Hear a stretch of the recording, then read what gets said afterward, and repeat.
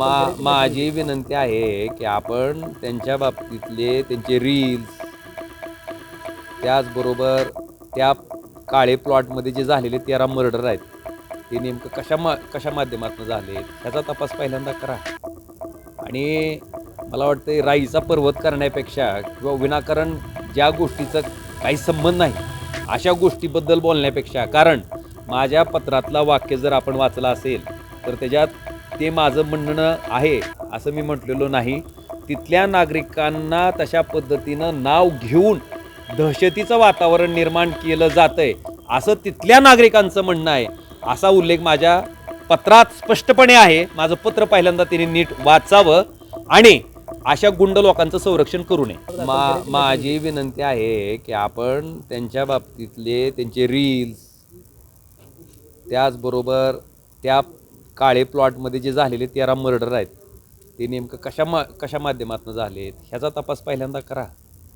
आणि मला वाटतं राईचा पर्वत करण्यापेक्षा किंवा विनाकारण ज्या गोष्टीचं काही संबंध नाही अशा गोष्टीबद्दल बोलण्यापेक्षा, कारण माझ्या पत्रातला वाक्य जर आपण वाचला असेल तर त्याच्यात ते माझं म्हणणं आहे असं मी म्हटलेलो नाही. तिथल्या नागरिकांना तशा पद्धतीनं नाव घेऊन दहशतीचं वातावरण निर्माण केलं जातंय असं तिथल्या नागरिकांचं म्हणणं आहे. असा उल्लेख माझ्या पत्रात स्पष्टपणे आहे. माझं पत्र पहिल्यांदा त्यांनी नीट वाचावं आणि अशा गुंड लोकांचं संरक्षण करू नये. आता खरं तर मला वाटतं हा प्रश्न, कारण ड्रग्सच्या संदर्भात आम्ही वारंवार सांगितलं की बाबा ह्या पद्धतीचं विष इथं आणून विकलं जातं आहे. त्यावेळेस त्या ड्रग्सच्या अनुषंगानं हे रॅकेट उद्ध्वस्त व्हायला पाहिजे. ह्याच्यातले आरोपी त्या ठिकाणी पकडले गेले पाहिजेत. ह्याच्यात जे पोलीस वाचवायचा प्रयत्न करतायत तशा पद्धतीनं कुणाला वाचवलं नाही गेलं पाहिजे आणि तरुण पिढीचं आयुष्य पुढचं बरबाद नाही झालं पाहिजे. अशा पद्धतीच्या लक्षवेधीच्या अपेक्षा होती. पण मी एका आमदार महोदयाची लक्षवेधी वाचली. जणू काही ड्रग्सचं ह्या पद्धतीचं व्यसन इथं येऊ नये आणि त्याच्या विरुद्ध जे लढतायत त्यांनाच टार्गेट करायचं. मी त्याच्यात ऐकलं प्रसारमाध्यमाचं सुद्धा नाव त्या ठिकाणी घेतलं गेलं आहे. तुम्ही काय खोट्या बातम्या केलत्या का? पोलिसांनी खोटा गुन्हा दाखल केलता का फडणवीस साहेब गृहमंत्री आहेत, त्यांच्या पोलिसांनी खोटा गुन्हा दाखल केलता का?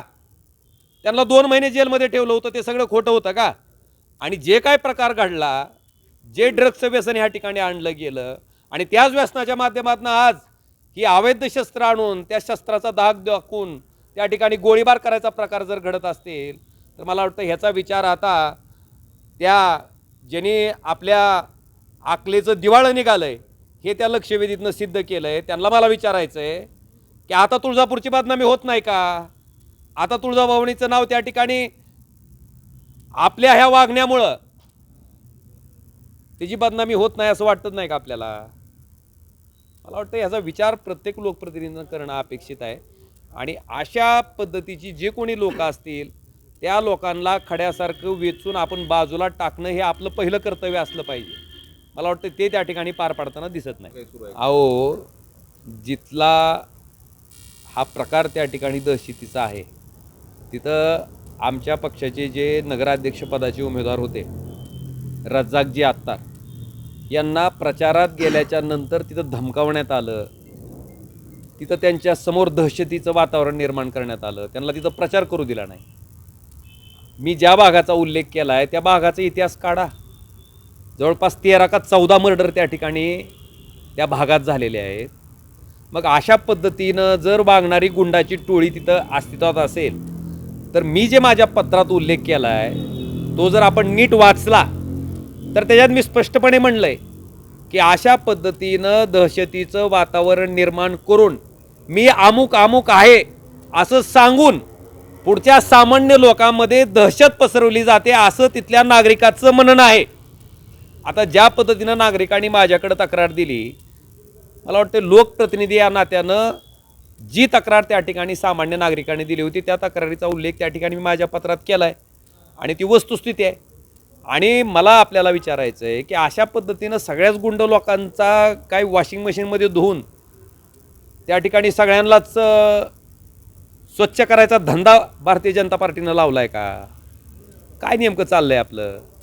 एक लक्षात घ्या, गुंड प्रवृत्तीची किंवा अशी विषारी मानसिकता असणारी माणसं ही समाजासाठी नेहमीच घातक असतात, लोकशाहीसाठी नेहमीच घातक असतात.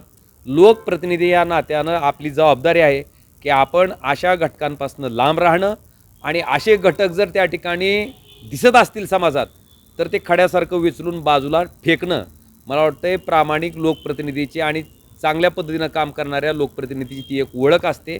आणि आपल्या माहितीसाठी माझा जन्मच मुळात संघर्षातनं झाला आहे. ही अनेक असली गुंडगिरी दहशत मी बऱ्याच म्हणजे माझा राजकारणाच्या प्रवेशापासून ते आजपर्यंत मी अनेक अनुभव घेतलेत.